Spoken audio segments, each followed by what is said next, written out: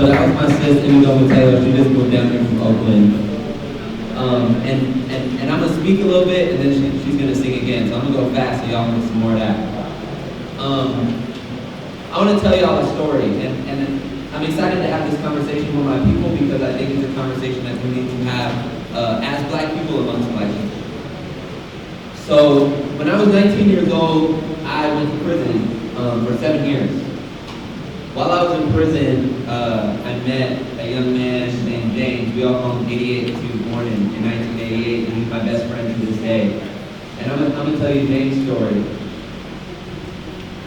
James went to prison when he was 15. He's from North Long Beach, right here, LA County.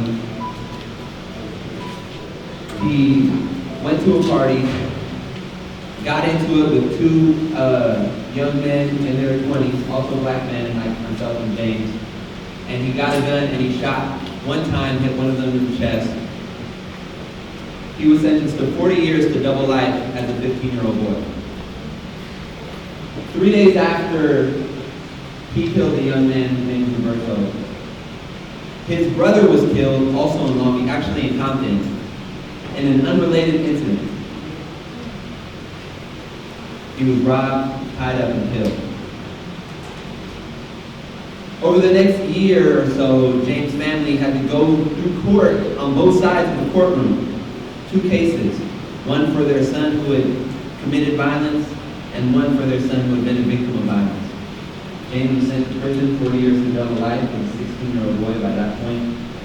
And the young man, Jamal, who had killed his brother, was also given a life sentence. And at his sentencing, James' father, who is a pastor in a church in Compton, stood up and said, "Judge, this does nothing for me.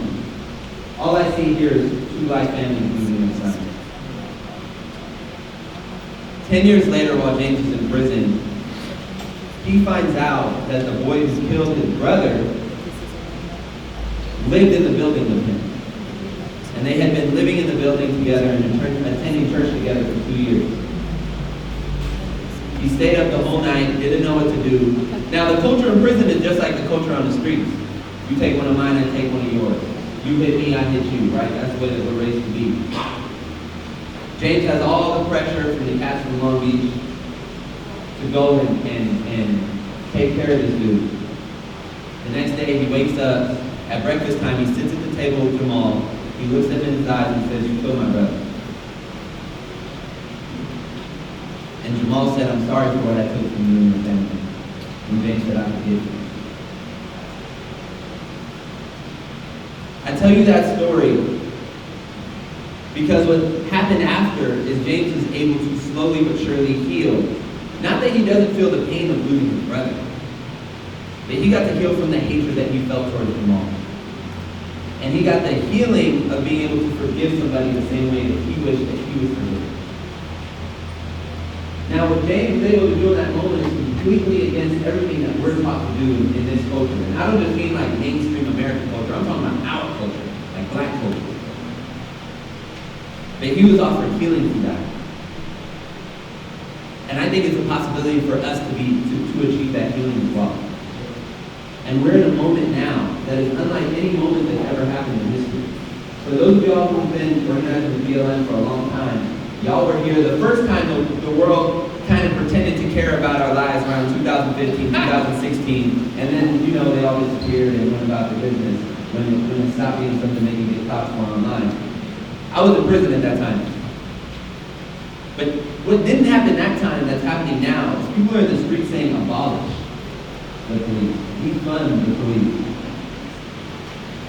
That we're done with this system. We understand what this system is, we understand what it was meant to do. It was never meant to bring us justice, and it sure was never going to bring us healing. As somebody who's been in prison, as somebody who has been a victim of harm, as somebody who has watched one of my friends get killed when they were 18 years old, as somebody who has committed harm to others, I'm here to say that we have an opportunity right now to do something unprecedented.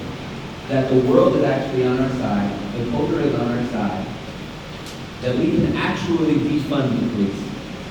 We can actually abolish prisons. We can actually get rid of the you hit me and I hit you back and that's somehow justice mentality and replace it with the purpose of justice is healing. We won't be able to do all the harm that's been done to us. We can't even undo the harm that's been done to us by the police. But by getting rid of that system, it opens up the opportunity for us to build one that actually heals us. Imagine if these killer cops or these white vigilantes were, instead of sending them off to prison and then the system feels like they did us a solid and they pat themselves on the back and everybody forgets the names that we shout in the street a year from now, 2 years from now.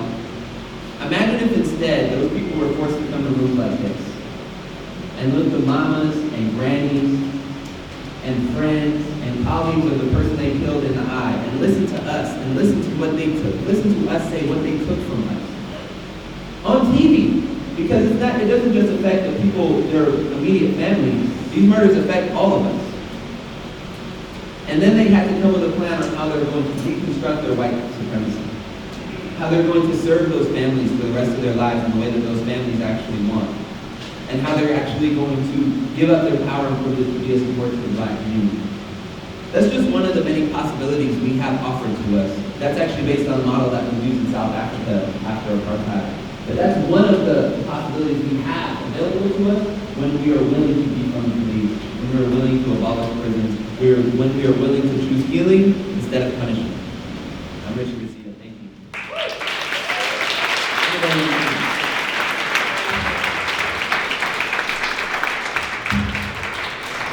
Thank you. Thank you. Thank you, BLM. Thank you to this church, the congregation of this church, for this space, for this radical healing. To me, this is healing. And we're in our place. Police not here at all. This is healing. How many people right now love somebody who's in prison or jail? So, judging by, looks like more than half the room, we have to change our goals and just know that we don't want to keep creating a system that is hurting us. So if everyone who's supporting someone right now who's incarcerated, this song is for you. His best friend is my fiance, so we fight over his best friend all the time. It was just him and those cold walls. The judge will put a whole life on pause. Don't stop. Ooh, had me praying till my knees turn back and blue. How could I live after all we've been through? I gotta tell you, I love you.